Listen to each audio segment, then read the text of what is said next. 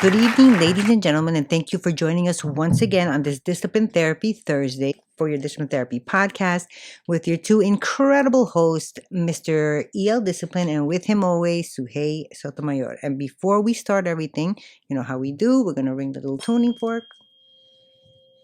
clear the energy.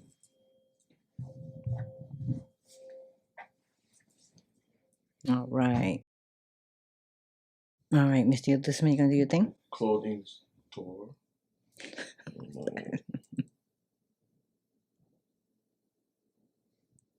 Let me see. Check. Okay, I'm good. All right, clothing store. Don't forget merch. disciplinetherapy.launchcart.store/shop. You can get one of these shirts. Show me a woman who doesn't want to be dominated, and I'll show you a liar. Right here, BDSM. Life. It's cool that I could. What else can you get? What else you got rocking over there? Oh, the master many things. Mm-hmm. Or you can get one of these lovely water bottles. The installation is crazy. Dope. Yeah, it's dope that we could create stuff and then buy it. And like the I said it before, I'm gonna keep saying it again. The quality of the stuff, ridiculous. That blanket that we have, oh my God, amazing. Sure, bro. Yeah. So go on there, guys. Take a look at it. You're gonna like something. We have baby stuff out now: bibs, onesies, jackets, menswear, women's wear, all types of stuff. All right, ladies and gentlemen, we know y'all fiends, and you know what that means. We're serving you your dose weekly of discipline therapy, where not everything is completely free.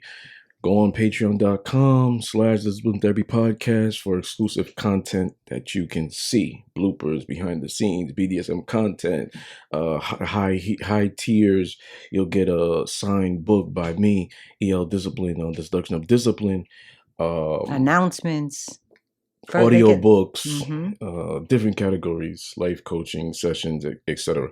We know y'all fiends, and y'all know what that means. We're serving you a dose weekly of discipline therapy, where not everything is completely free. But what is free is this judgment-free, sucker-free, censor-free, sensitive-free. God and the ancient ancestors are great, and that means everything else is straight. So go grab your wine, popcorn, and my favorite roll of blunt, but make sure the children are in bed. Why? Because we have that soul food and sometimes vulgar conversation. Prepare your mind to be fed. Light one up, inhale life, and exhale strife. Ladies and gentlemen, once again, you are tuned in to the Discipline Therapy podcast. We're here. All right. We're here. Season 10, episode 108. Does the person who brings the most to the table possess the most power in a romantic relationship, business, team sports, colleagues, work-related, family, etc.? And we have with us today on the line a special guest caller. Hello, guest caller. Are you there? I am. All right. Now, did you hear the topic? I did hear the topic. Okay. And would you like to state your name or remain anonymous? Sure. My name is Lisa. Hello, Lisa. I'm just going to turn you up a little bit. Thank you for having me. Thank you for joining us. Okay. So we're going to jump. All right. So does the person who bring the most to the table possess the most power? What do you think, Lisa? I would say that really depends on so many factors, because I think that changes at any given moment. You know what I mean? I think who has the most power can change at any given moment. You may have it today, but then you may get sick tomorrow and I'm possessing it all. You know what I'm saying? So does that then shift, and that other person then now possesses the most power in the relationship? I guess that, I think that in a relationship, you kind of just need to establish who sort of is that leader, and you know what I mean? And it stays consistent in that no matter what, you know what I mean? Why? I think that words of like, we've talked about this a million times, but like the words like power sometimes intimidate people, right? But it's like, does that necessarily mean that it's a bad thing, right? Because we all need some sort of structure in life. If we said a teacher has power over her classroom, no one would be offended. But if we say a man does over his relationship, everyone's up in arms. So I think why that intent is? matters. Hold on. You know why that is? Can she hear me? Yeah, I'm letting you go ahead and state what you were. Can you hear me? I hear you. You know why that is? Go ahead. I'm waiting. Okay, it's triggers. It's triggers. That's why. Yeah. You know, so the term control, the term power, they're triggers for certain people Right. who are unhealed or went through like perhaps relationship trauma, childhood trauma they haven't confronted, or have been at peace with. Could be parents. That's a big one. You know what I'm saying? For sure. So I think that's why those words trigger. But you're right. I think we do live in a soft society, sensitive society where we have to like tailor certain things. Like it's like people like, oh, be careful what you say. Like it's not it's how you say it. It's not so much the message. But the Right. reality is it's the message, not really how you say it, because everybody can't be the same. For example, if I say a man should have control in his relationship, like do you believe that? Before I assume. I do believe that. You know what I Okay. mean? So if I say a man should have control in his relationship, you know, man should dominate or whatever. People look at that as abuse. People look at that as toxic. Like they're associated with that. Yes. Yeah. These are shame words for unhealed, or shame words to build their own narrative based off their trauma they have that is unresolved. That's what I Well, believe. so much stuff is. I mean, we can't. There's so many things that we do. Yes, in you're our right. But hold everyday on, let me life finish. that relate to Hold that. on. Let me finish. And then that's toxic. But if I say women like men to take charge, women like men to lead, women like men to make plans for dates and stuff like that. You know how many women and men are gonna be like, yeah, cheer him on. They might even cheer me on because I said it like that. Oh my God, that's what I'm talking about. Submission. You know, a woman should be submissive to a man. No, slave, doormat, da-da. But if you say something like, you should allow a man to love you, and the way he's gonna love you is if you're submissive, or something of nature like a woman being submissive is gonna allow a man to love her. You know how many people are gonna be like, oh my God, yes, whether it's coming from a man or a woman. Yes, that's what I'm talking about. You see, it's the same thing. It's just how you're saying it. It's almost it's psychology. It's a game. It's a gift of gab type of stuff. It's like a sweet talker. You see what I'm saying? That's pretty much. Able to read people's. That's you pretty have much. To be able to read people. You know. Yeah. So I'm sorry. So go ahead. No, I'm just saying you have to be able to read people to know how to adapt to how to handle each individual person. I think a lot of times, you know what I mean? People are so different.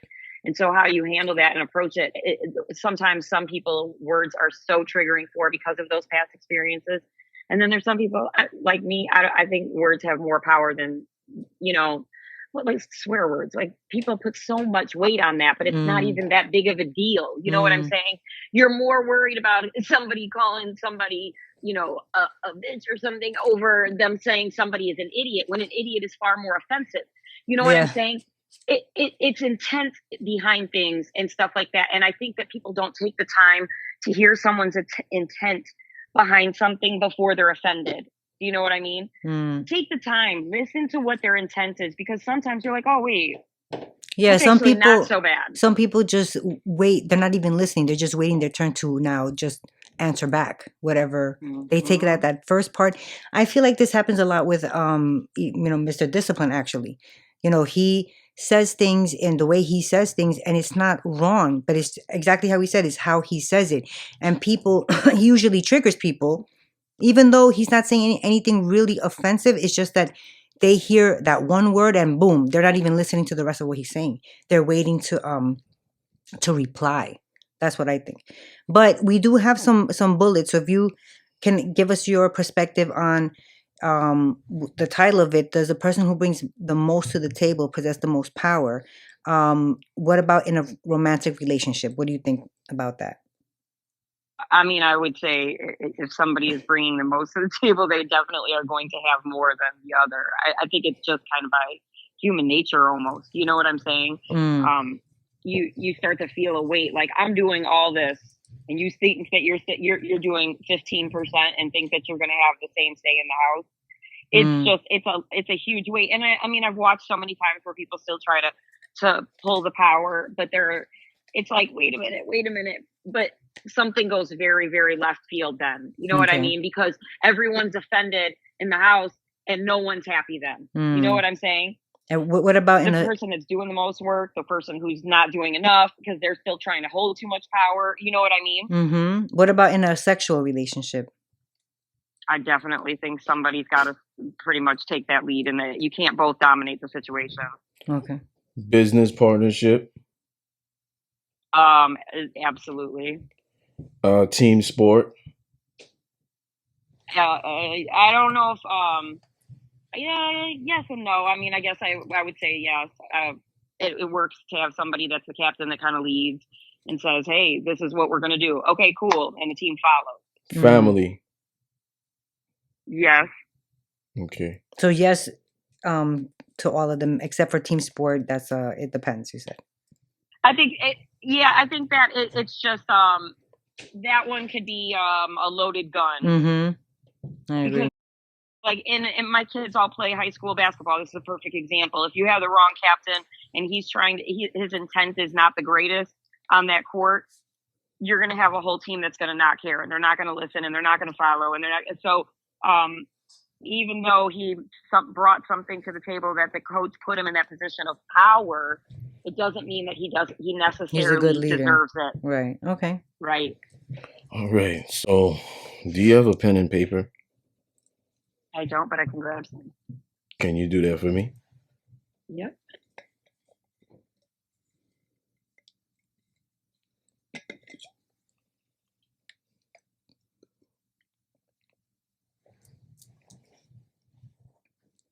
How's that? Dope. I love it. I love it, and it stays so cool. Well, whatever, because I put tea in there and it stays hot. So. Okay, go ahead. Cool. Okay, so you have $7. You have to spend it on the perfect mate. Okay. How will you spend it? So we have prices for you and what the prices stand for. Yeah. So just leave some space, like skip a couple of lines, so you can write these things down. Okay. Ready? Yep. She's a woman. Oh no, you know what? She might like both. Yeah. Submissive / dominant equals $4. Okay. Mentally stable equals $3. Okay. Cook and clean equals $2. Okay. Financially stable equals $7. Okay. Ambitious equals $5. Gorgeous and sexy equals $6. Okay.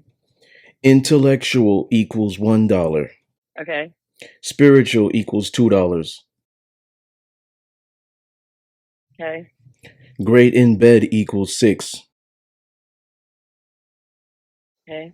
Okay, so you could choose 3 things. You could choose. It has to add up to 7. So yeah, you could choose 3 things, 2 things, but it has to equal to $7. What are you going for?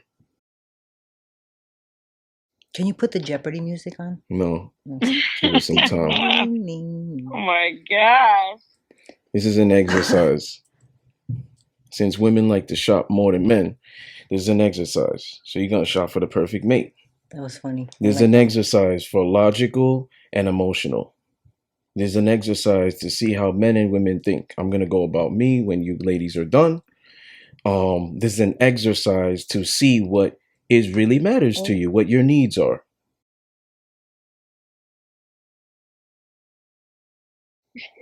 There's no right or wrong answer. Don't feel... I know. You know, it's just funny because... This is for you personally. For you because to... everything that I would go for are like all, you know, go over that little $7. You only have 7 and you have to choose what's best for you.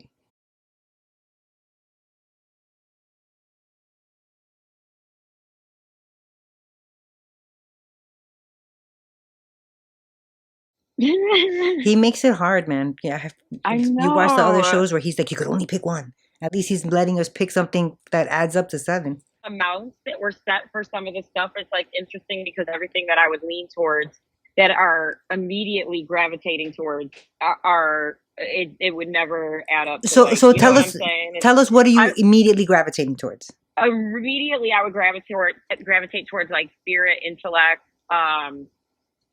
mentally stable for sure. Okay. That's I seven. think all That's the other seven. Hold stuff can on. be Hold gained on. in the Hold on. rest. You picked it. You picked it. That's 7. Yeah. Okay. Right? No, it's not. No, it's 6. It's not. It's It's 6. over. Mentally stable, you said? Mentally Yeah. stable was 3, right? Okay, so which one did you say for? You said spiritual, Oh, intellect, and which other one? Oh, financially stable, you said. correct. Got you. No, I didn't say financially stable. I'm sorry. Mentally stable, intellect, and spirit.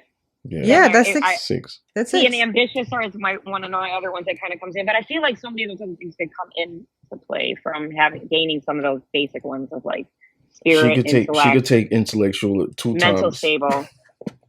to make it 7. No, but even if it's just 6, that's good. You don't need the $7. Look, you and me, we know how to bargain. Yeah, I could go under. There you go. Yeah, we go under. That's awesome. You gotta spend the 7. Okay, so that's I'd what say you picked. mentally stable, intellect, and spirit. I'll go with that. Okay, cool. All right. So that was it I had for her. All right. Thank you for. Do you have any last minute thoughts you want to share with us or leaving? I think you guys are doing a great job. I love all your topics. I was, reading a little bit of both. I love both the vibe of each of you. It's great. It's a good thank energy. you. That's awesome. Keep it up. Thank you so much. We appreciate that. Thank you for having me. All right. Take care. Take care. Bye. Does the person who brings the most to the table possess the most power? All right. So you know me, I have to write these things out. Romantically, I say no. The person who brings the most in a romantic relationship does not possess the most power. I think only because I've seen it where a person can put so much, like they're the ones putting more in, and they still chase after the one who's like, not even giving that much attention back. Does that make sense? Are you understanding what I'm saying? Do you think they're going to understand what I'm saying? Yeah. Okay, that good. means like let's use an example, right? Yeah, let's say women and men. Yes. Let's say the woman is putting a much effort, attention, and it's maybe because even, he's not doing it. Like she sees. Maybe even finances, right? No.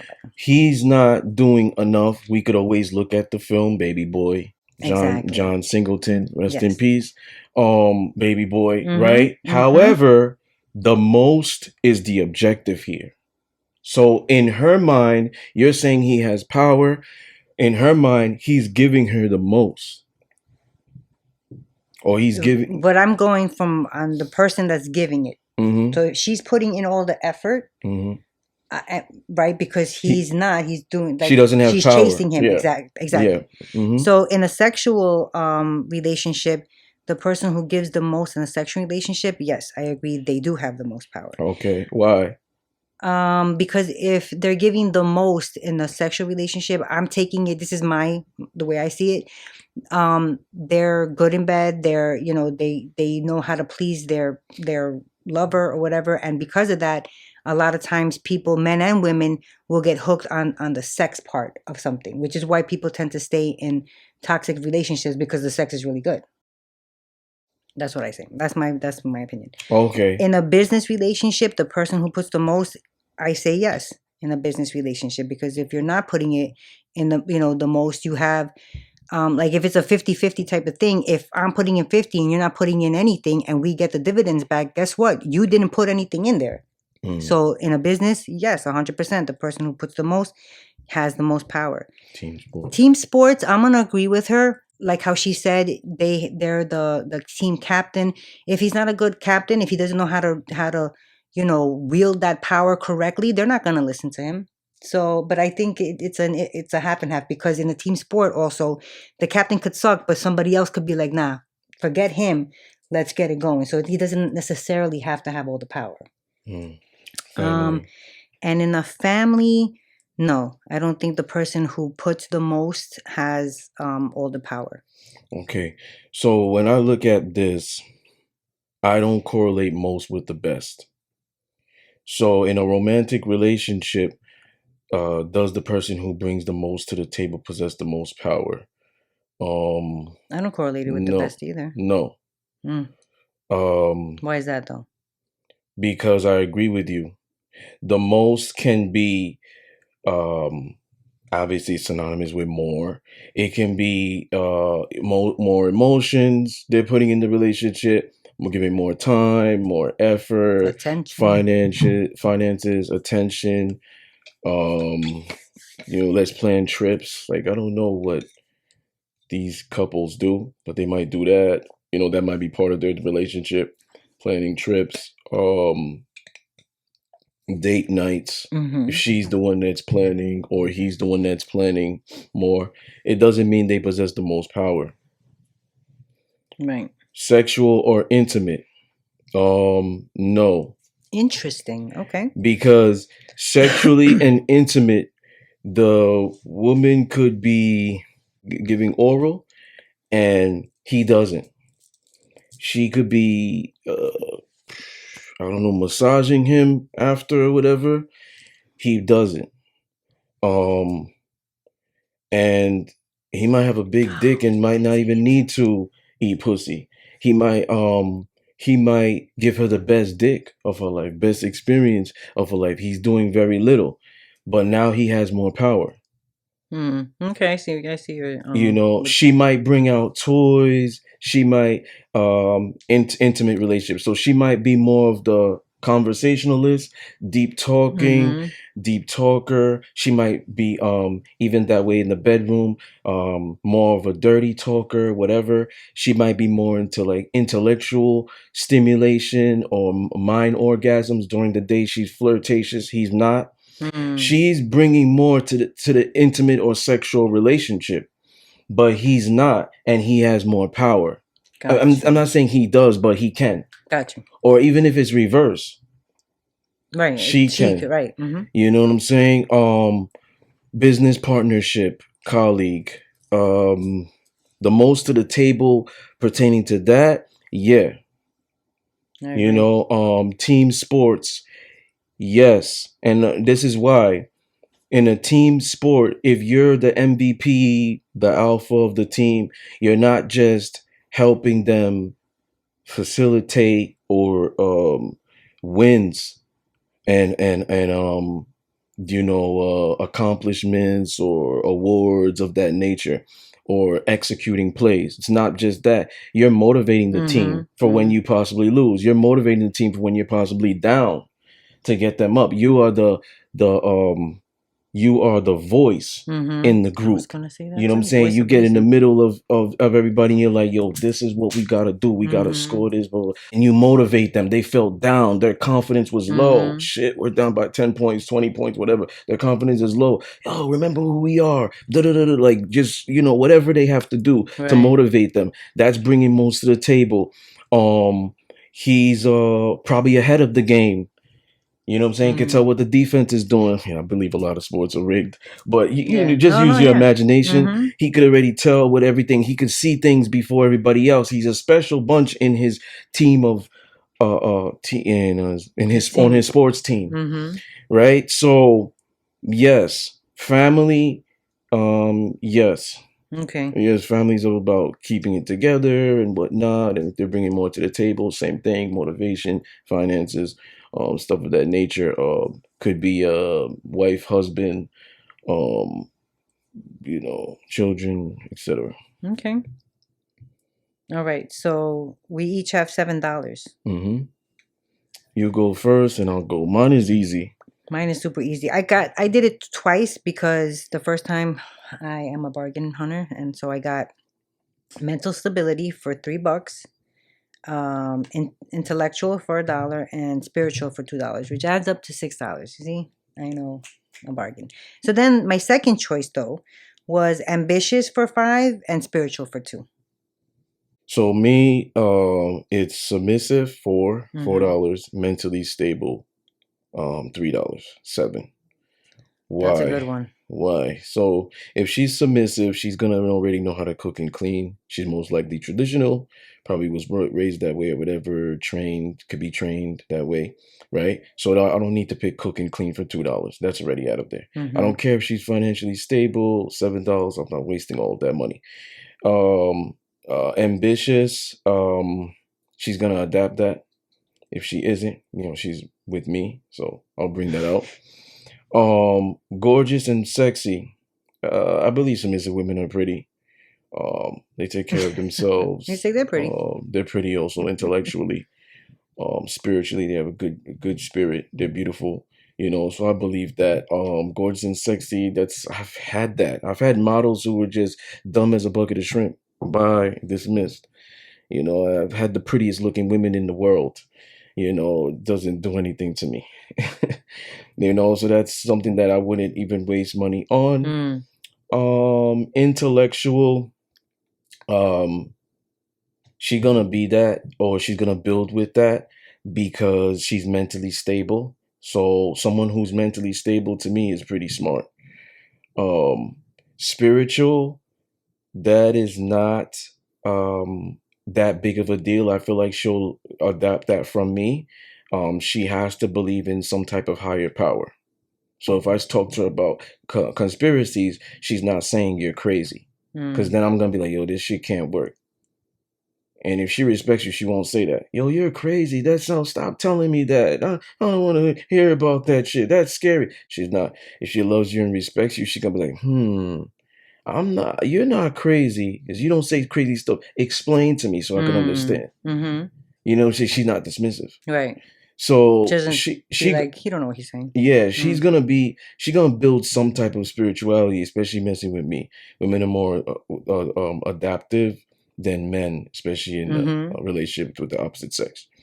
Great in bed, that doesn't matter because I'm the dominator. So she could just lay there. I could hog tie her. She's tied up, blindfold. She's consenting to everything. I dominate. She don't have to move, nothing. Just tell me you're coming, and she does. She could be quiet, and she'll just be like, "I'm coming now." Yeah, it's not anything like, to me. I'm just more so like, I'm initiating the conversation. I'm asking her questions, she's answering. I've said this already, episode 46. They need to go back. You know what I'm saying? I've said that. It's not really a turn on for me to do that, because that's weird to me. It's like, you're so experienced at this. How are you dirty talking? You're so experienced at this. What? You've done this a lot of times. Like, automatically. If the girl dirty talks, it's almost like disgusting. Like, you shouldn't.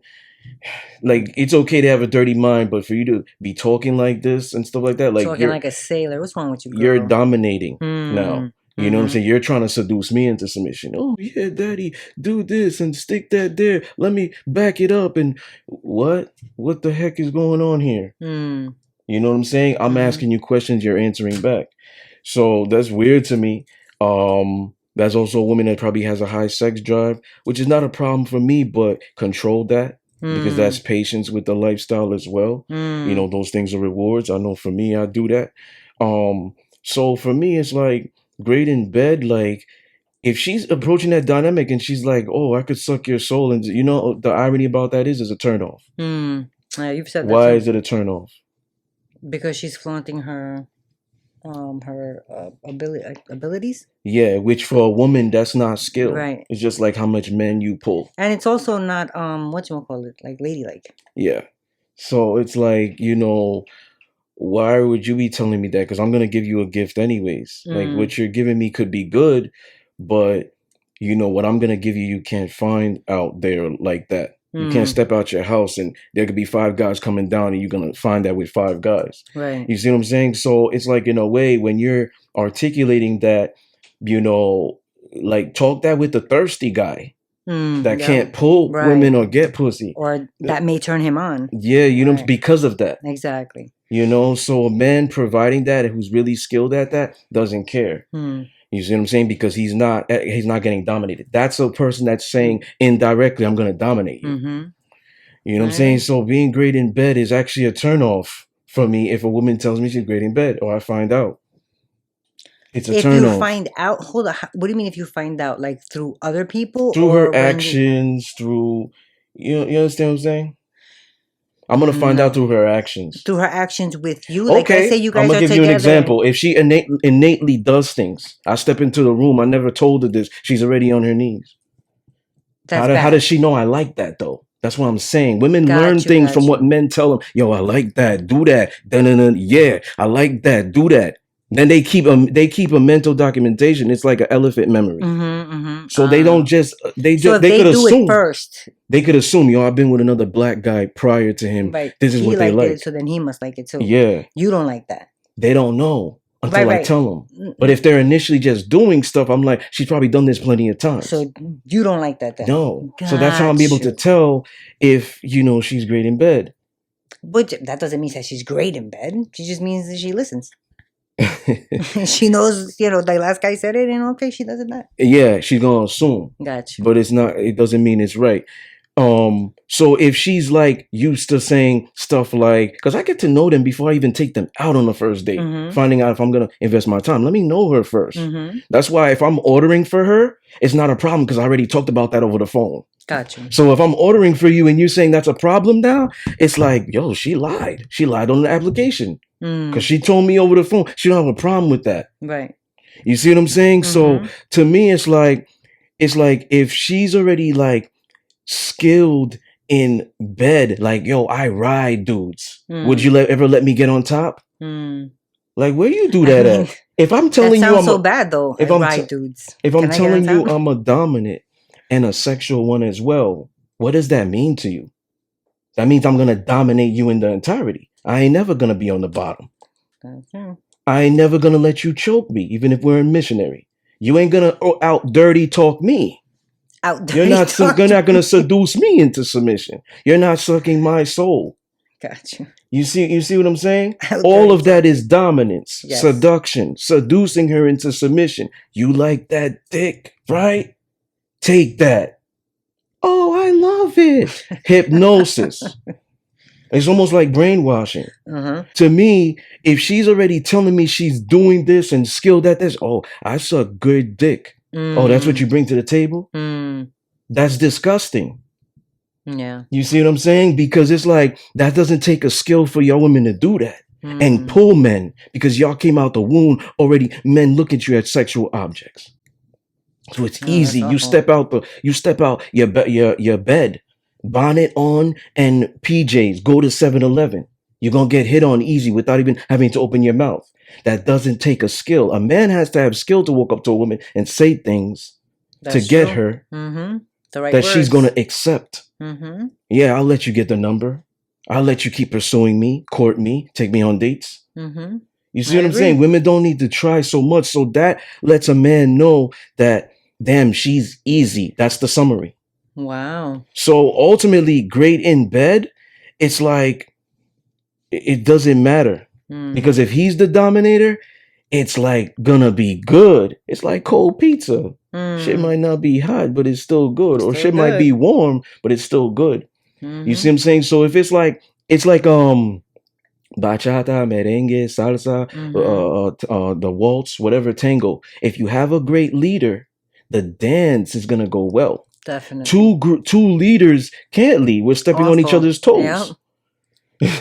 That's true. Damn, that's a great analogy. You see what I'm saying? So if it's like a woman could say, "Oh, I don't know how to dance this." Don't worry.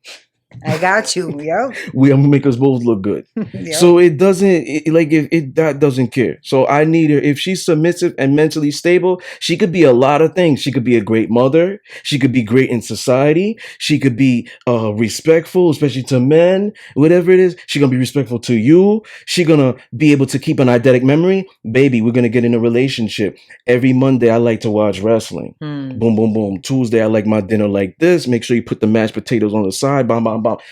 It's like, okay, it's like she's writing notes in her head, or she's writing notes.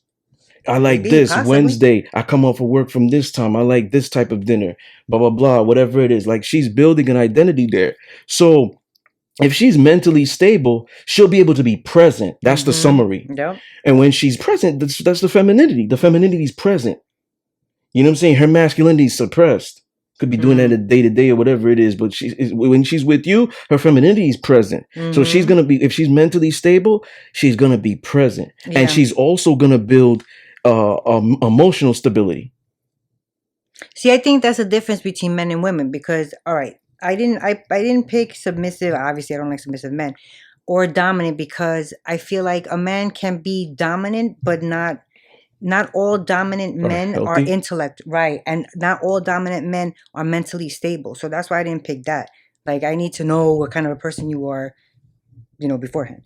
Mentally stable, like you said, if the man is mentally stable, then he won't fly off the handle when something goes wrong. He's gonna maintain his composure, and that's important to a woman, especially if it's a woman that has come from some sort of trauma and a physical abuse. Exactly, like abuse. You don't want to go from that. She's always gonna bring that, no matter what. Like even like the little when they and to help women out there who seek this because they do, and I'm glad that you said that. That thing right there might be, yes, I like this because sex, because what? Alpha male, sex, great sex, whatever, leader, put my mind at ease, right? Swag, whatever, right? That might be something, but that is a trigger because of that. So they were like, oh, play with them, run away, whatever, right? The moment a little bit, like a little argument or whatever it is. How women can vet out what this is to see if there's green flags, yellow flags, red flags, is it to see if he's healthy, if he has healthy conversations, like adult ones. Yep. And how he handled unhealthy conversations too. And you're right. And to see you gotta see him angry. What happens? Right. Because a relationship. Himself? Does he throw things? What happens in that? Yep, absolutely. Yep. Absolutely. All of those things. Yep. And that's what builds that security. That trust. That trust. Now, when women, it's the same thing with women, because I vet this in subs as well. Like when they're angry, when they don't get what they want, and purposely I might not give them what they want to see how they're gonna react as a test. Yes, it's toxic, okay, but I guarantee you all doms do that, or at least the educated ones, right? Because you're supposed to give her what she needs, not what she wants. That's your job.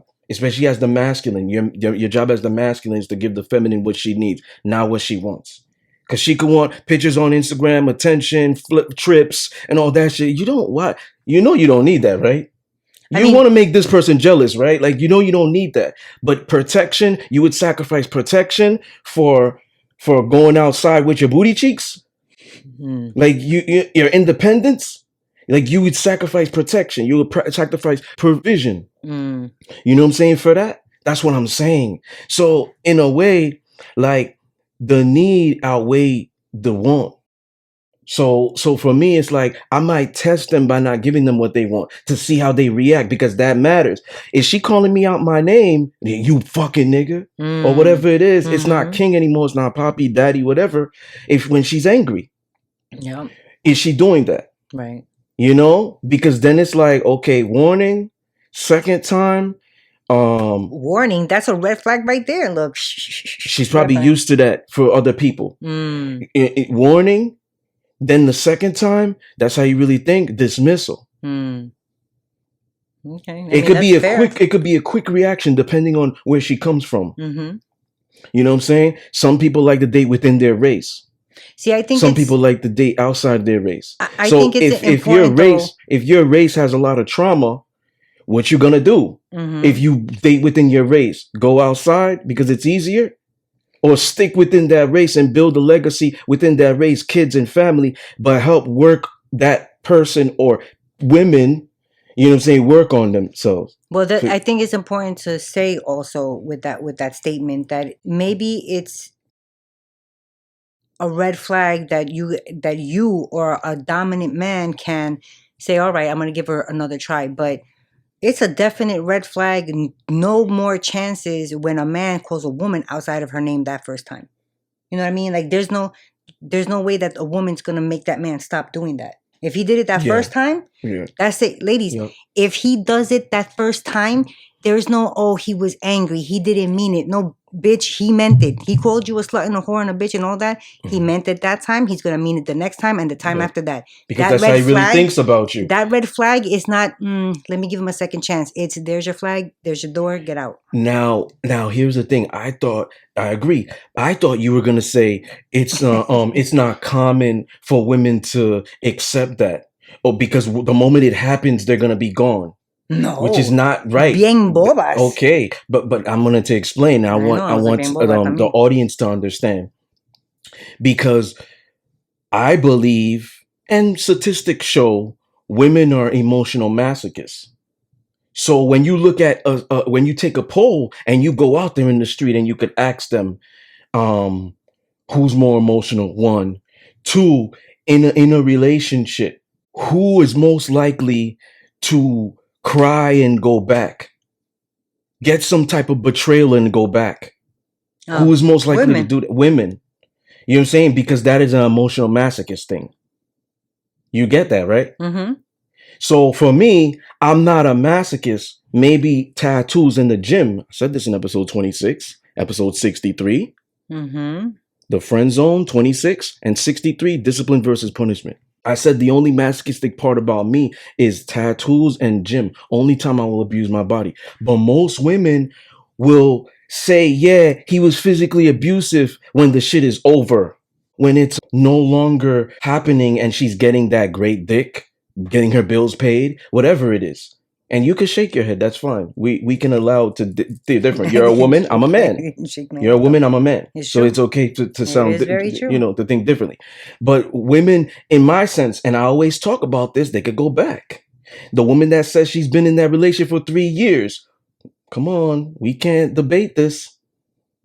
You're an adult. You're not a child. You're not 15. You don't have you in a cage. You can walk. You can leave whenever. You said it earlier. Baby girl, leave. You see the red flag, leave. That's that first red flag. Yes. Something is keeping her there. So subconsciously, she likes that. Emotional masochist. So, not all women are emotional masochists. Okay. I believe that if you get with a guy who is like this, and based off benefits, the woman, the moment he calls her, they had an argument, whatever, it calls her a bitch or something disrespectful, she will be most likely to forgive him. Now, I'm going to ask you a question. Be honest.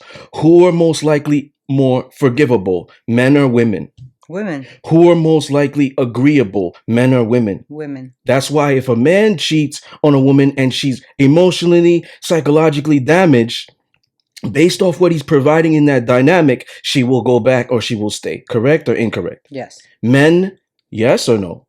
Some men. What's the percentage? There's no right or wrong answer. Very low. Exactly. But I believe all women, based off what he's providing. That's why it's imperative for women to vet and really see those red flags. Yeah. Because if the guy is not showing that he's an adult and you guys are not having adult conversations, I'm going to give you an example. The moment you guys have an argument, it's like she says, I don't want to talk about it, and he's fine with that. Or he's saying, I want to talk about it, and she's not. Mm-hmm. So if she's not trying to talk about it, he has to do certain things to build some type of safe space for her to want to talk about it. Because if she doesn't want to talk about it and he's just like, whatever, this bitch, whatever, I'm just going to go out. And then the next day and then the next day, it keeps happening again. It's not resolved. You see what I'm saying? This is the maturity. Mm-hmm. This is the adulthood. A lot of women are afraid of mature, serious men. Well, I think is that they don't see them. Because there's not a lot of adult serious men running around. There's a lot of, oh my God, the alpha and then what's the other? Beta. There's a lot of beta males. There's a lot of men that are, like you said, pandering. There's all that. Now, I think that when I agree with you, women will see the red flags and they'll stay. But it's, you have, you say all women like, at some point they have that they're emotional masochists, right? Okay. But I don't think, not all women are the same, like not all men. right? So you can have a woman that sees the red flag and decides to let it slide because you could have this type of woman. What gets in his face? Who the fuck are you talking to like that? One of them rah-rah type chicks. She thinks that if she meets him with that, then, he'll stop. Obviously, that's not going to work. It just causes a more volatile relationship. Then you got the other type of women who sees the red flag and, they're like, they're insecure, they're not sure about themselves, so he probably didn't mean it, he was just angry, and that's why she stays, and now she's being passive and he's being it turns from that one red flag that she let slide because she doesn't know how to talk, she's not secure in herself and all that builds up. He sees it because he's not mentally stable, he's not mature, and now what happens? Now they're in that cycle where he's beating her ass after 2 years. You know what I'm saying? So it's not that she likes it, it's that she got stuck in it because she doesn't have that that confidence to say something about it. So it's not, all women. You're right. Is that there are some women you're talking about? There are some women that, is that experience you're talking about? Both when parts. You state that? Not really the more quiet, passive one, because I've never been, when I was a child yet. Okay. But once I got into womanhood, no.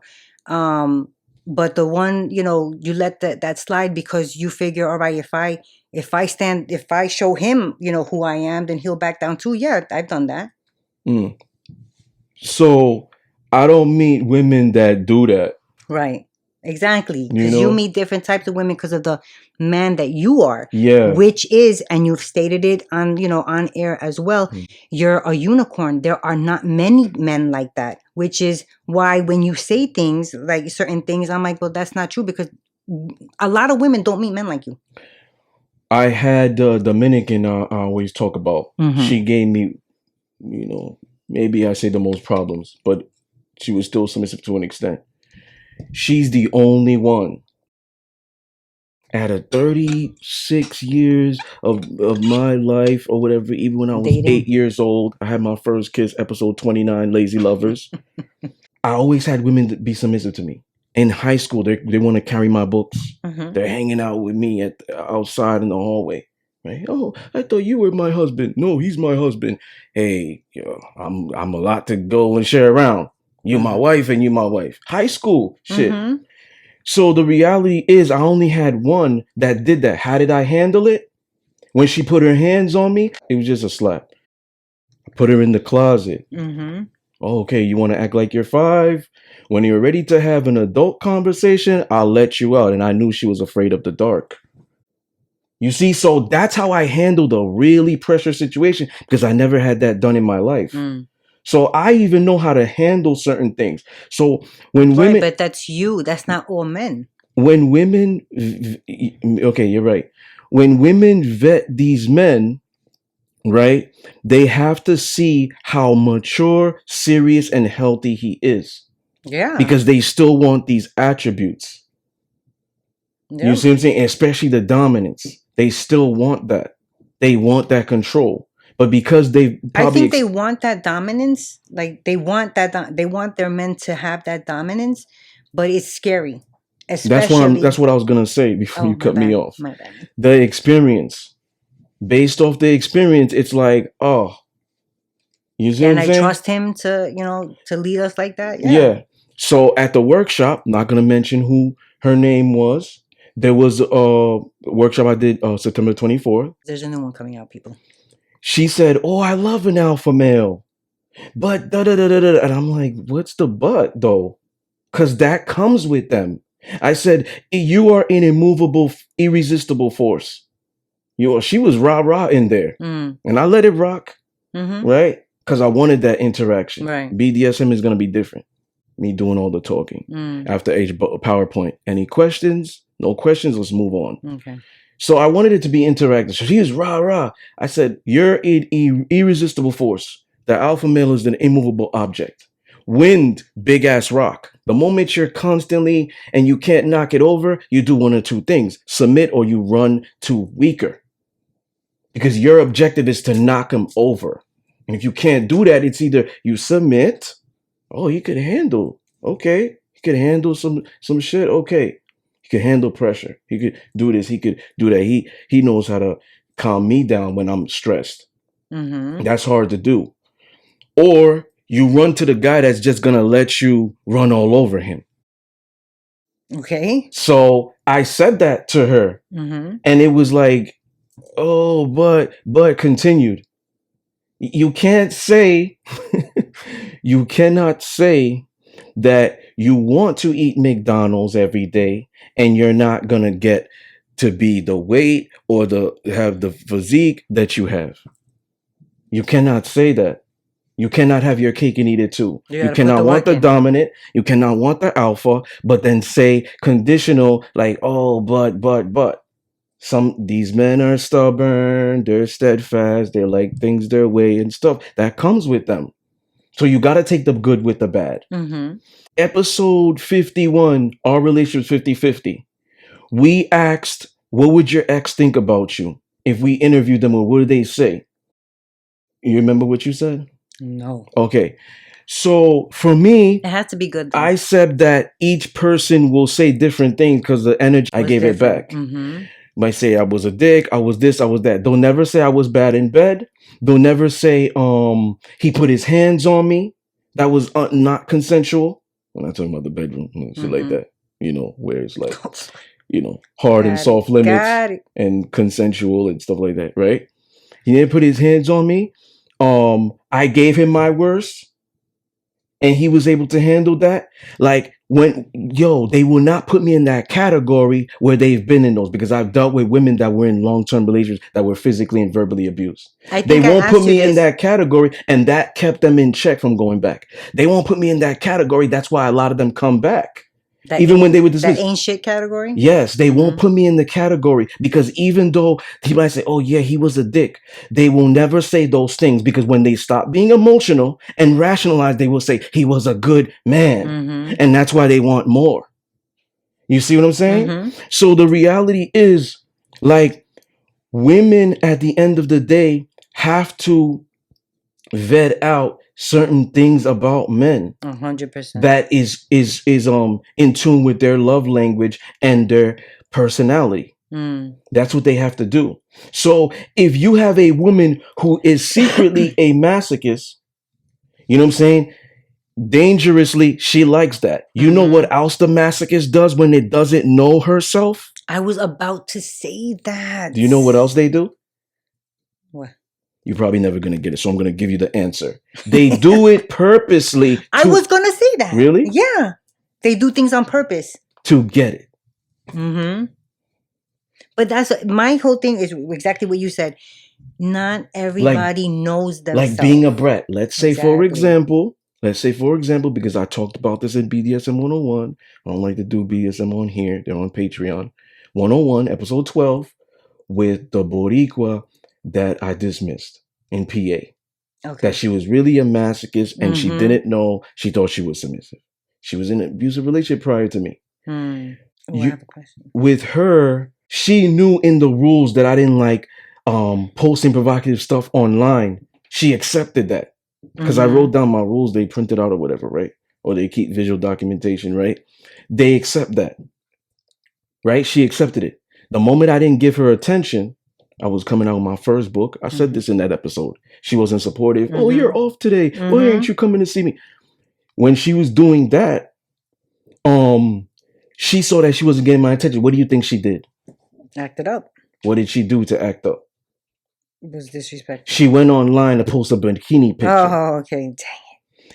A dude was like, "Ooh, heart eye emoji." She sends like emoji or some type of emoji back. Oh. Now she's flirting. So she's cheating. At that moment, I'm like, yo, it's over. She's crying. You know, I don't open my legs. I go home, work, crying. There's a vote forward to voicemail. She calling me 20 times forward. I kept forwarding the voicemail. Wow. At some point, I locked my phone. Wow. or turned it off. I opened the phone back. I got like 20 messages, missed calls and stuff. You know what I'm saying? I had to break up with her in person.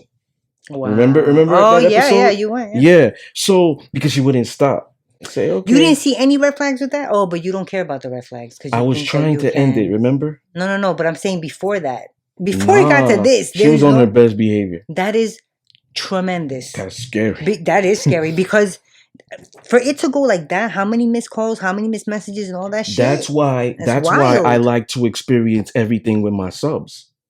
What does that mean? Meaning, like, I like to experience the good times with them, the bad times. Discipline is not exempt in just the good times or the bad times. It's always present. You always got to hold yourself accountable, or I will. Like, it's always present. So at some point, like, I like to see how she's going to be angry. I like to see how she handles stress. I like to see all these things, because if she's stressed, does she forget who I am? Disrespects me, call me out my name, whatever. She don't like what I'm saying. Could be on the podcast. She calls me later or something. Like, yo, I didn't like that you said that. How does she react to those things? That's important. So it's not that you see things as a test when everything is good. It's when everything is bad. It's what matters. So for me, it's like, that's very important when you vet a person, because when people keep coming back to you, it's more than your energy. When you have an ex that wants you back and another ex and another ex, there's more. So you were providing something in that dynamic that was memorable and the most for them, probably the best also, because you could have a guy who's just paying bills. Yeah, so maybe he's bringing the most in a lot of people's minds, but he's not bringing the best. So it's like, no, not great sex, no affection, can't lead, can't teach, can't do anything. I just know how to bring a check every week, right? At that moment, he doesn't have power. Because of these things, she's resenting you. She's rebelling against you now. She doesn't see you completely as a man. Just the guy that's doing the money. Yes, she doesn't see you completely as a man. Yeah. You know what I'm saying? You can't even sexually satisfy her. What? Man can't do that. Right. She doesn't see you as a man, so she starts to disrespect you. She might even do it subconsciously. So he doesn't have power. Yo, buy me this. Okay, baby, don't worry. I got it. In the house, I make all the money, but she's the boss. You see what I'm saying? So, that's it, family. Okay, yeah. That's that family. That's the power. So it's not so much the most, but it's the best. But some people might associate the most with the best. The most is equate to as power. No, if you're bringing the best to the table, it's power, not the most. Gotcha. Because even a woman could be paying all the bills. That's true. And he's doing other things, and on top of that, sexually satisfying her. And he's like, "Yo, leave work right now. I need to talk to you." She's out. Well, that's true. You see what I'm saying? So it's like, it's not even. We even reverse it. It's not even the most. Because people could just look at it just myopically, just in one bubble. Yeah, that's true. Wait, I have a question that has nothing to do with this. A masochist. If a person is in, do you believe, if a person is in, like, this is their first ever relationship and it turns out to be abusive, and then they break up or whatever years later, and now the woman is in a going forward, each of her relationships, right, she likes, do you think that being in that abusive relationship can make somebody a masochist? Yeah. They don't always have to start out like that.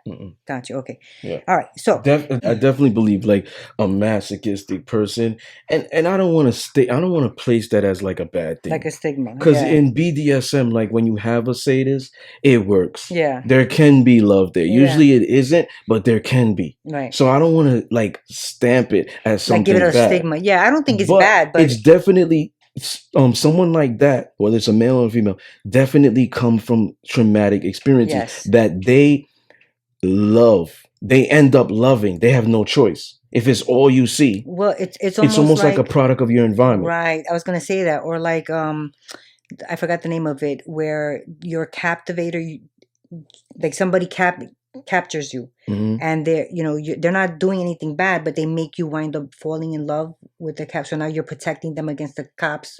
What is that called? There's a word for that. Stockholm syndrome. Right. That's okay. true. So going back to why I picked the ones I picked, I said why about the dominant. I said about the mentally stable, the cook and clean. Like you said, why you wouldn't have picked that. I could cook and clean myself, so I don't need a man who could cook and clean. Financially stable, I didn't pick because we can make it ourselves. For the second one, I picked ambitious because I feel like that's if you don't have any ambition, what are you doing? Like, you don't have a purpose. What are you doing? You're going to be just home all the time, watching TV, scratching your ass, playing a video game? Gorgeous and sexy. They only got to be gorgeous and sexy in my eyes. Intellectual, I picked because I feel like it's important to be able to have those conversations. I did date a really dumb guy, good looking guy, dumb as hell, couldn't have a conversation. I remember.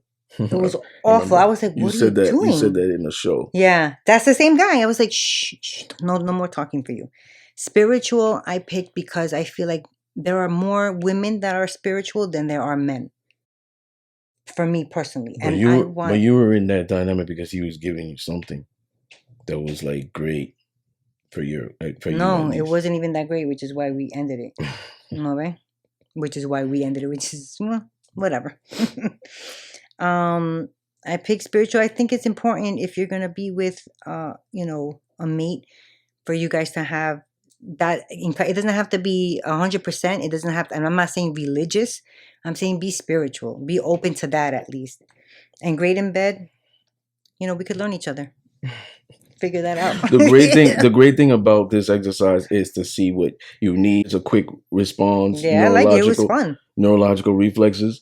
It will also let you know where you're at. And like I said, what's important to you, and also make it difficult, because I believe that women, like I said, men are logical, women are emotional. It lets you know, because a lot of women have a laundry list. Yeah. Not all of them. Some of them just Some of them are ridiculous. Some of them just heal and they get older. So like, okay, what I wanted when I was in my 20s, forget about it. Totally different, yeah.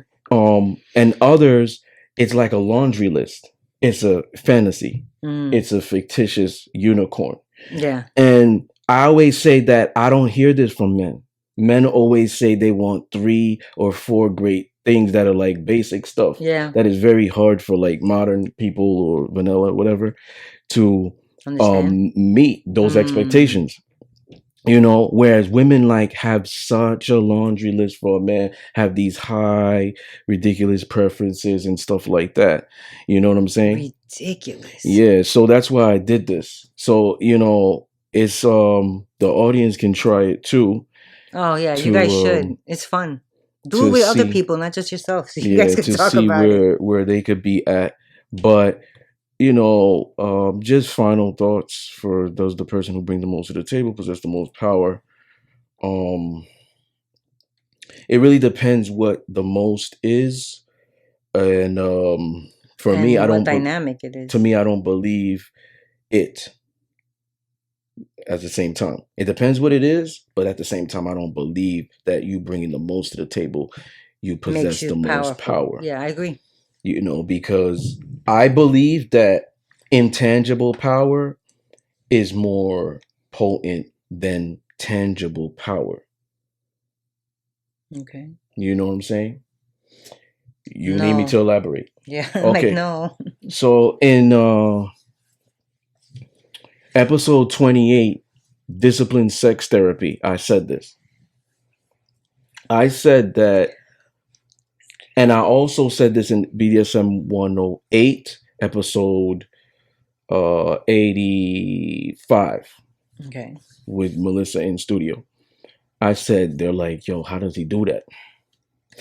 Okay. So I said that I could be giving her, no, let's talk about the man first. He could be giving you dick.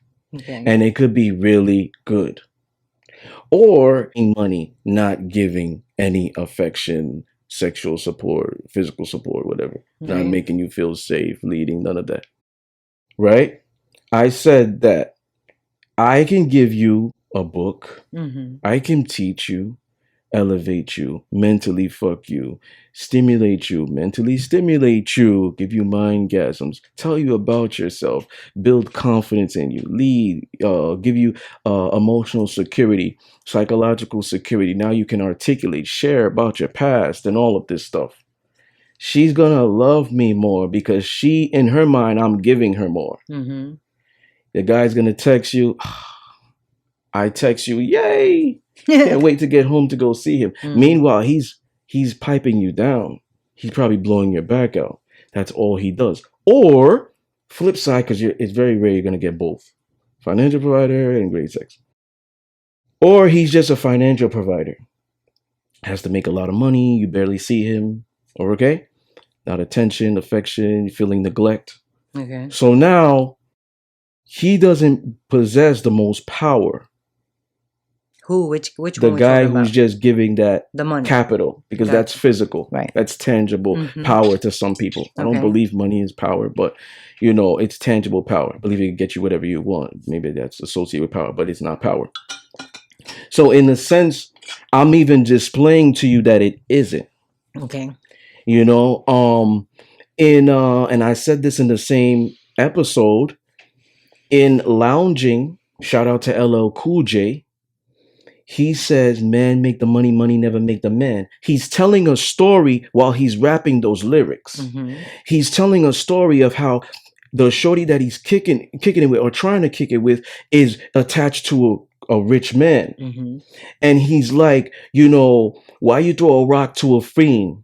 Just because you blessed with cash doesn't mean your honey won't let me finesse that ass. It's not verbatim, just paraphrasing, which is true.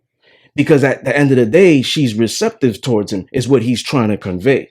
And if you dissect the lyrics, you see what I'm saying? So if money was power, it would also keep a woman loyal, because that's power. Yeah.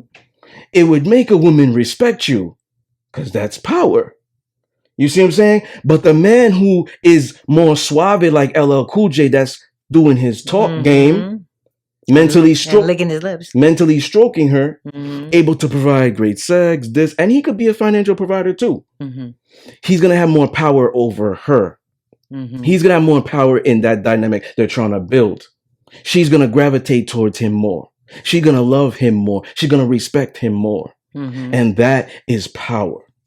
This is the things that people don't teach young men, because we're taught to get the bag, build your family and empire. Meanwhile, a lot of men are getting cheated on, left in sexless relationship because you wasn't her first choice.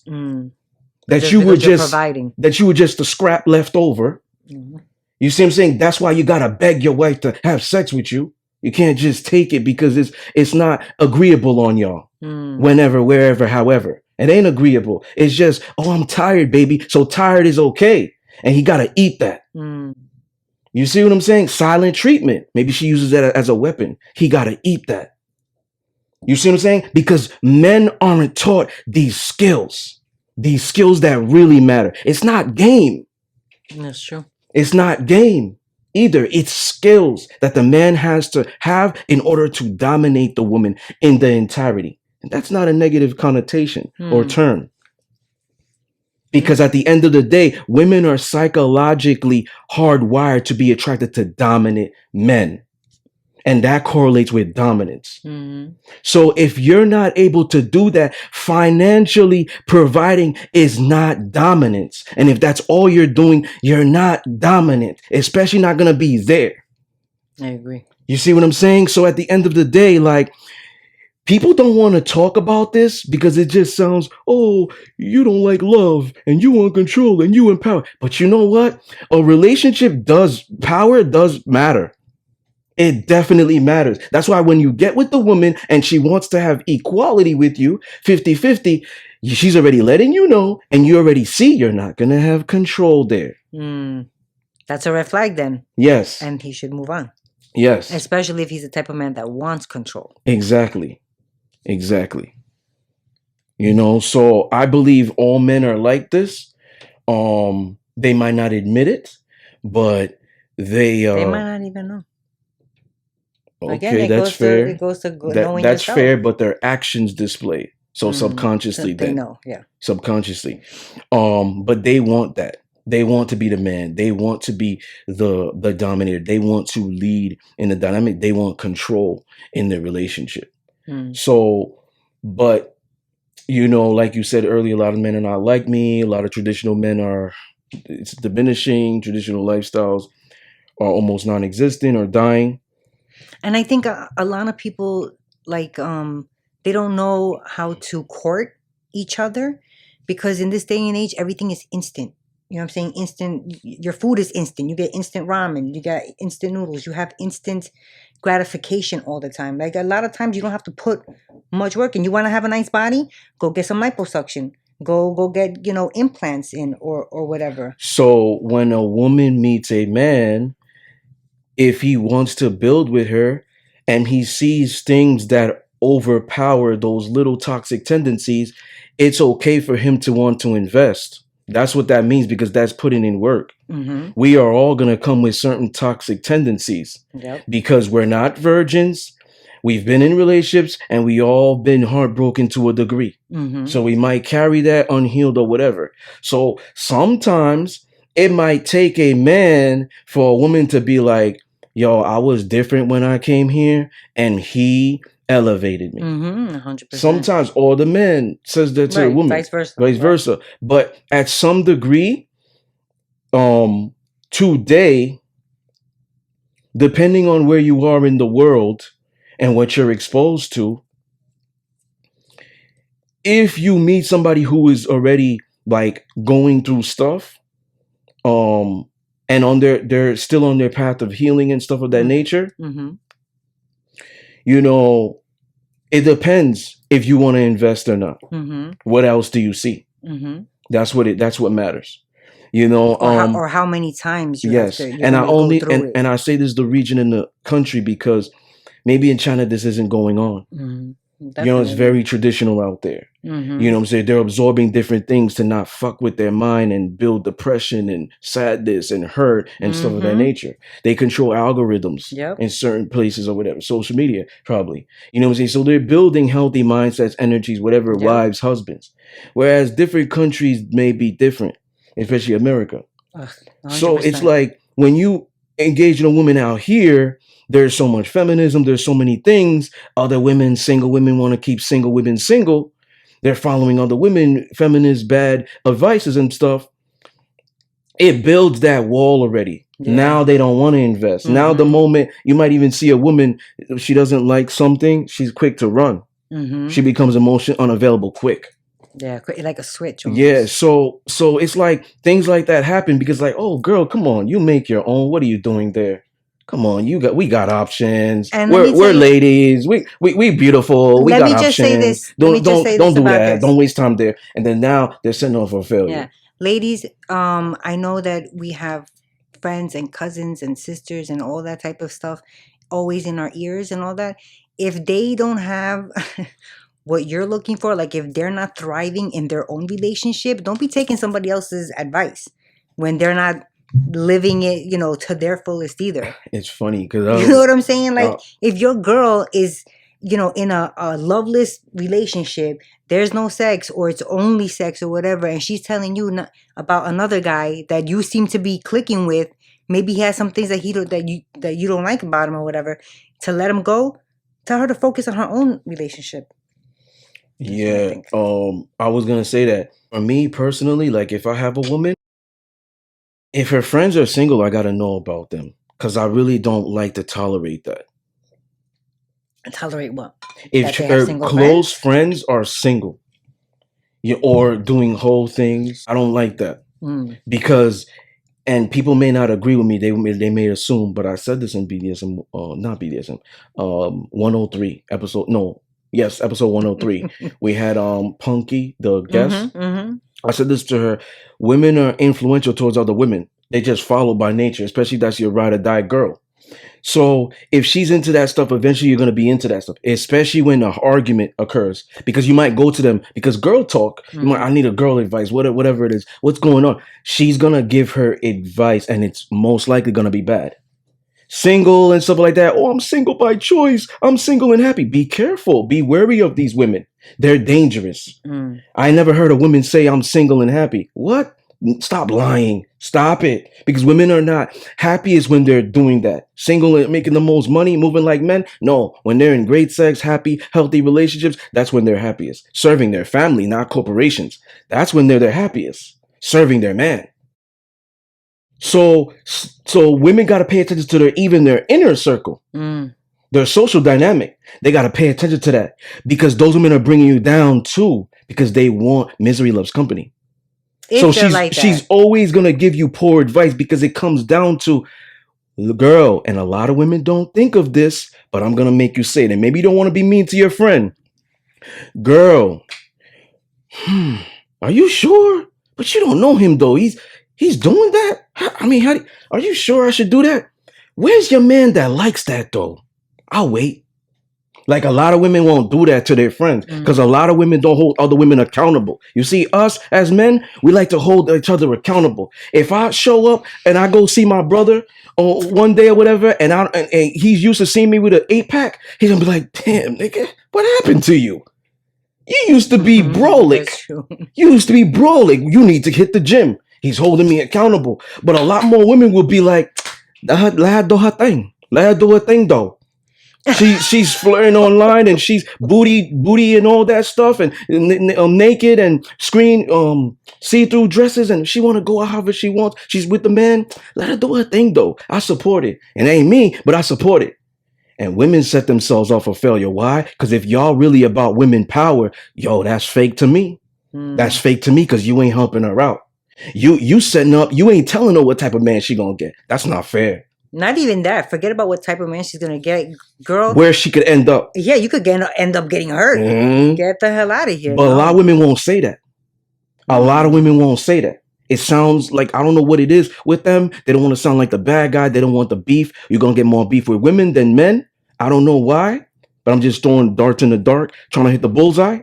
But at the end of the day, that's why they don't do that. Yeah. So ultimately, like, it comes down to that. And that's very important for us to have. So when you have the single women in the relationship with the married women or the women in a relationship, don't go to her because she's gonna always give you bad advice. I told you, girl. What I tell you from the beginning. I told you he was gonna do that. I told you You gotta leave his ass. Now just give me your phone, girl. Let me text him. Too many of that. Too many of that. And now women are like lost now, and they lose in the end. And I speak from experience because I had a sub that did that. Then I say, yo, she bad for you. She bad for you. She didn't listen to me because maybe she was a closet feminist. She didn't listen to me. When she went to the psychic told her what I told her. Now she want to come back. Yo, I made a mistake. I'm sorry. I said, okay, you want to come back? Here's the only stipulation. Get rid of her. Why her? We've been together for 20 years, high school, whatever. Why her? I'll do anything else but that. I said, these are the stipulations. You get rid of her and all these other toxic girls around, or it's her or me. She chose the girl. And now she regrets it. I bet you to this day, she regretted, like, I fucked up. And because when he says the door is closed, he really means it, I can't even go back. You see what I'm saying? But if she tried to come back now, I mean, how long ago was this? Years ago? 4 years ago. But let's say now she tries to come back. A different person, she's worked on herself. You would have to see how this new person is. For that specific relationship, when a woman do you dirty, for me, that's it. No. Because when a woman does you dirty, that's for me, I'm taking it as her doing me dirty. She's not going to think like that. And women that are listening and watching going to say, no, give her a break. But for me, because my principles are different, she did me dirty. So because she did me dirty, that keeps me in check. I'm not letting her back in. Gotcha. A woman, we could have whatever, she went ghost. She should have talked to me and told me certain things. I would have accepted it. But meanwhile, while she went ghost, she's posting online in her story or whatever, being disrespectful. Okay, I'm going to unfollow you and make sure you unfollow me because Instagram got that now. And now you ain't going to hear from me. The door is shut. So now when she's like looking at seeing me or whatever, she's like, oh, fuck, I fucked up. I was emotional. I fucked up. Tries to come back. Too bad. You can't late. Now. Too little, too late. Because you could have did that back then.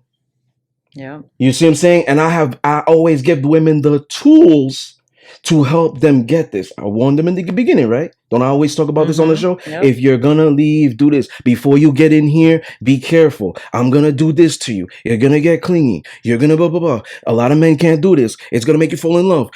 You're gonna want to be a fuck buddy, but you're gonna be here forever. You're gonna do this. You have your own expectations, preconceived notions. You think you can play, but then it's gonna be like, damn, I didn't expect this. Like a surprise to them. Yes, because I'm used to doing this with guys.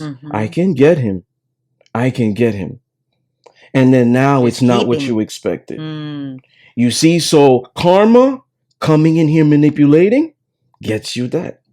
They protect me, the gods, the ancestors. It gets you the universe. It gets you that what you give in the relationship, you get back. Same thing with other people. Whatever it is, business, whatever, family, whatever it is. So to me, ultimately, like, you know, we have to understand that when it pertains to the dynamic of that, they have to either have friends that are in relationships or not even in relationships, in good relationships. Or good relationships. They're happy. Or like I said, I gotta meet them, whatever. Why are they single? They're gonna want you to do single girl stuff.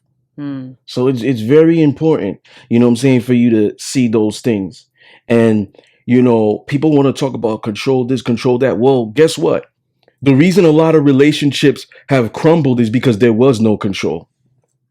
That's true. What happens in a corporation if there are two CEOs? It doesn't work.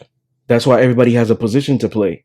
Because we each have a position to play to reach a common goal. Just like fucking Chris Paul or Steph Curry is not going to do what Kevin Durant does, what Devin Booker does. Wait, who's better? It doesn't matter. I named two positions: point guards, 2, and shooting guards or power forward, 2. And they do two different things. Two different things. So but they're all on the same teams to reach a common goal. That's why they have different positions. You see what I'm saying? So those things always work. And you always see those championship teams, like I said, sports are rigged. But some championship teams, they're always on the same page because they want a common goal and they most likely always win. Just do your job, do your job, do your job, do your job. That's what it comes down to. So if we're both sharing the roles in the job, that's havoc. If we're both trying to be the alpha here, that's havoc. That's chaotic. That's true. That's going to crumble. You said because one of them is going to, if they're so dominant and they're going to keep fighting over who's going to be the real boss. Yes. Yeah. So it doesn't work. That's why you see a lot more relationships that there are control. There is a dominant and submissive alpha, beta. There's a feminine and masculine. It works. It works like the business structure. Yeah. The moment it's 50-50 equality, this, boom, we do this, blah, blah, blah. We got to do things equal. You cook for me, I cook for you. Da, da, da, da. You spoil me. All this shit. That's equal. It doesn't work. It eventually crumbles. And that's the problem. So, you know, the table question is always good to ask. It's always showing, yo, I want to build something here. What's going to be your part here? I'm offering something. What are you going to be offering? Are you just going to sit at the table every night and just eat? Or are you just going to just say, hey, look at me. I'm bringing me to the table. It's me. That's it. So at that moment, it's not going to work.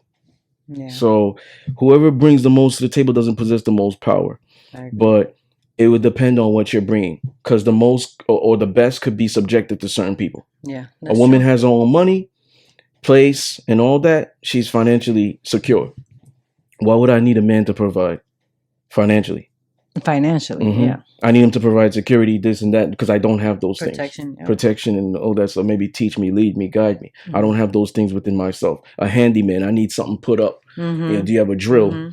You know what I'm saying? Can you take a bed apart? You know what I'm saying? Like put a whatever AC in, put a ceiling fan in, you know, mount a TV to a wall.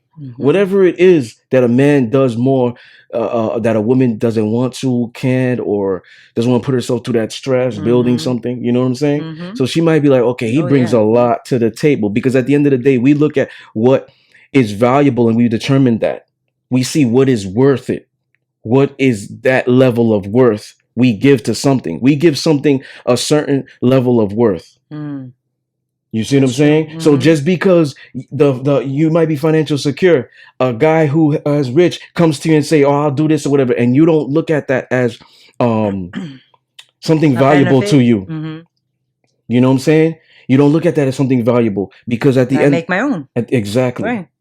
Exactly. Yeah. So, you know, in satisfy you, right? The song Satisfy You.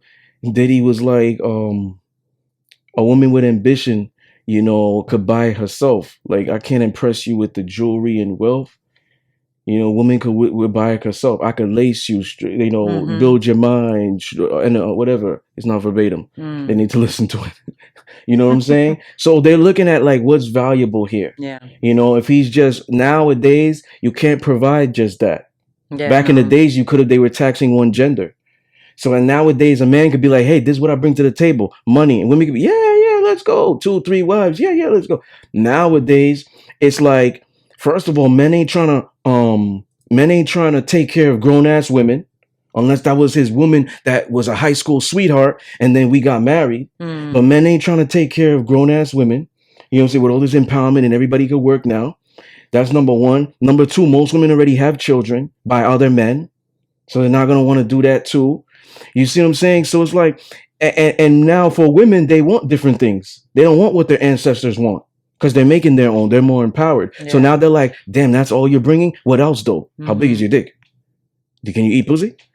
I don't even think that they're worried about that. I think they're worried about where can we go? Where can we go on vacation? I don't even think they're worried about because if they have their own money, if they have their own place, if they're making it all on their own, they're gonna be like, all I need is this little. There you go. It's not the same. 100%, it's not the same. But I think that they're more about. But if they have a man, why would they keep doing that? No, this moment, she's gonna be wanting like, do you have a big dick? Do you have a high sex drive like me? Can you teach me? Can you lead me? Are you dominant? I'm stressed. I don't want to make decisions. Can you make decisions in the relationship? Where are we gonna go eat? Can you do that? Quick. Where are we gonna go eat? Or even, what do you want me to cook for you? Yeah. So at that moment, it's like the money. No, you got to be more now. Back in the days, you could just settle for just being that. Yeah. But now you can't. So at the end of the day, if you're just leading with your pocket, you're not getting quality women. Probably women that don't have brains, aren't educated. You're not getting quality women. And you're probably getting younger. You're probably getting younger. Because the thing is, the older women, they're a little bit more difficult. Not a little bit, a lot. Because they're already fucked up with all this shit. Feminism and all that other stuff. It's the younger ones who you could just prime and mold and stuff like that might not be too much into that. Depending on where they are. Now, younger women are more inclined to these celebrity role models. So it's like, it's so hard. You got to study women's mannerisms, especially what they post. That's the hard part. So it's like, oh, I can get the younger women, but if they're in America, this is what they're exposed to. So they might be a little bit more harder than the older women. Then it's like, I go to a different country, the younger women could be more trainable. Yeah, definitely. You see what I'm saying? So it's like, it comes down to all of those things, vetting and all of that. That's the most important, is vetting. I 100% agree with that. Yeah. Was that your final But thoughts? I don't believe that somebody who has all those things like maternal instinct, submissive, feminine, brings wifey material energy, but has a little bit, like maybe she has bratty tendencies. She's not disrespectful, doesn't call you out her name. Maybe she doesn't use social media, but when she doesn't like something and you argue, like she could just, she goes after it. She goes back at you and stuff like that. That's not a problem. That's not a problem because you're looking at, would you mind the woman who just shut the fuck up and listen to everything you say? Well, not listen to everything you say because she should listen to most of it, right? That makes sense. Just agrees with everything. Just agrees with everything and is cater, cooking, clean, but she's sneaky. She's not telling you about her day. She's cheating on you. She's hiding. She's withholding. Withholding. And you could clearly see that that's going on. You're saying, so now those things don't matter to you? They don't matter, right?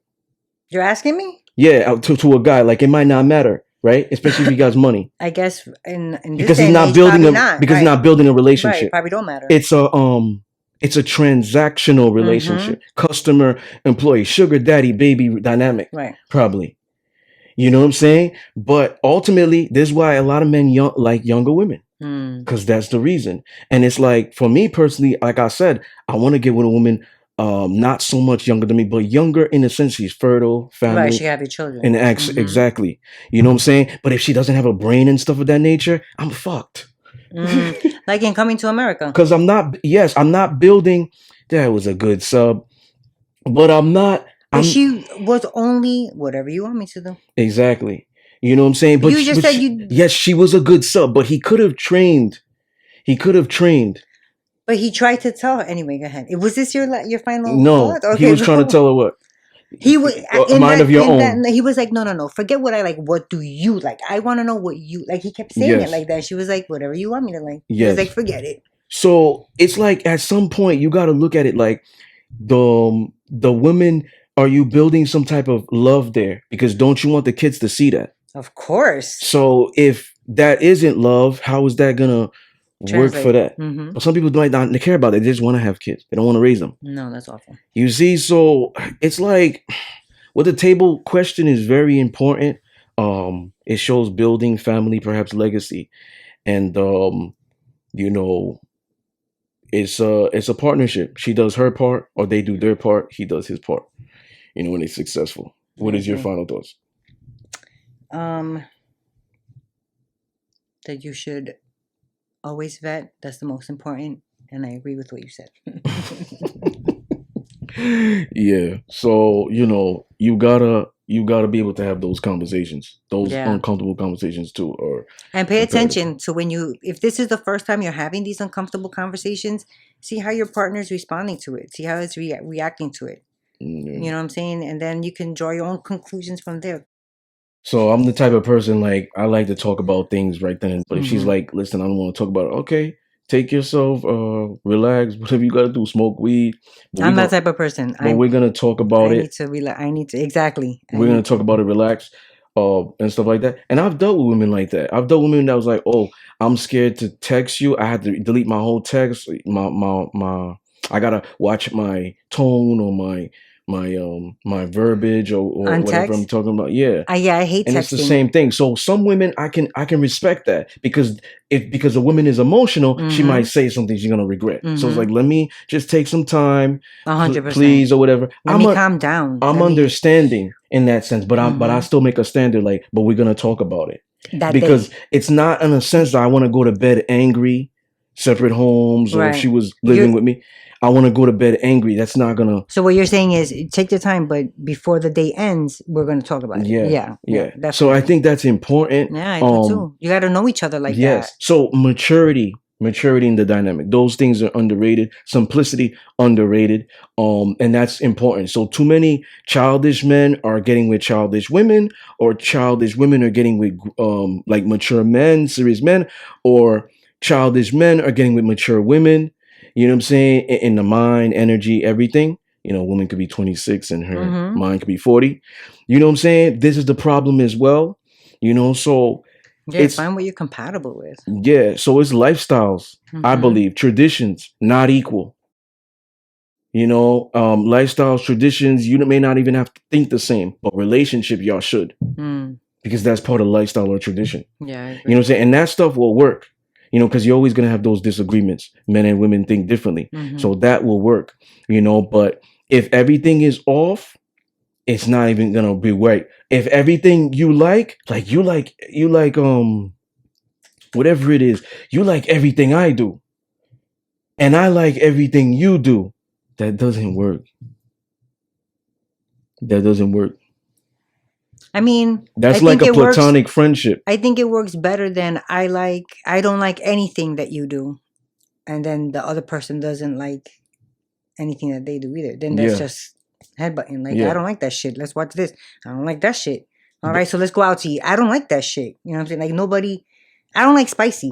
So if I would never get with somebody who just, wants me to cook spicy, let's go to spicy restaurant. For what? It hurts me. Yeah. I'm not gonna go. And that's the alpha and the alpha budding. But I can't eat spicy. Yeah, but when I talk about a man who's mature and healthy and serious, he's gonna take that into account, and he's gonna be understanding. Yeah. Why? It's easy because a man, like especially a dominant, is gonna care about the health. Exactly. That's the key thing, the health. So why would he put you at risk? You clearly said, what, you're allergic? No, it gives me heartburn. I just okay. So if you're telling him that, why would he say, who cares, we're gonna do that? That's a red flag. And ladies, exactly. If you're saying I really don't like, XYZ, because then that person should, if they don't be like, all right, well then let's go to some place that has both or something, that's a red flag. Yes. So in the lifestyle, right? That I talk about this, the healthy part, the hard and the soft limits equate to, or translation, healthy boundaries. These are my boundaries. Okay, these are my boundaries. Exactly. Okay, I'm going to respect that. You're going to respect this. Perfect. You see what I'm saying? And then that's how that works with that. And then it's like the negotiation, because that was a negotiation. So these are things that make a relationship, I believe, strong. That's why I always say the BDSM life is the GOAT. Yeah, and also you say that they check in with each other. Like, am I doing things that you like, or am I doing something that you don't like? Is there something you're making me happy. You're not making me happy. Right, or what can I do to make you happy, or whatever. Like checking in. I think that even outside of the BDSM world, I think that if regular vanilla people did that more often and got out of their ego, that shit would so change. There ain't nobody teaching them that. That's why I'm here. That's why you guys have to tune in. That's why I'm here every week. And you get that, and you get that from me, because you've been around me doing this shit for a while. Couple years, right? So you picking up on things. So the thing is, like, it's true, in that sense with where you say with the the boundaries. You know what I'm saying? So if you have those boundaries, like, you could determine that, and then that respect mutually, and then you build off of that, those negotiations. That's what it comes down to. So if you're in a relationship and there's boundaries there, it's showing respect. Yeah. And that's always going to thrive more than love. People, it's like love could go in and out, but if there's always that respect and trust, then that will flourish. Yeah. During an argument, she may not love you, but you know what I'm saying? She may not like you, but she always going to love you. Okay, she may not love you, I believe. You know what I'm saying? But if she always has those things, she could recalibrate and bring herself back. Oh, this is why I love him. And then it comes back. This is why I got with him. This is the man that he is. He's never done that to me. I check in with him. This is what my day was. He's reciprocated. He's not emotionally unavailable. So now she starts to look, okay, he's different. He's not what I experienced before. And then she loves you again. Yeah, so those things are important in a relationship. And it's like I said, it's always the bad that really determines if you were meant to be there or not. I agree. The happy is easy. The good times are easy.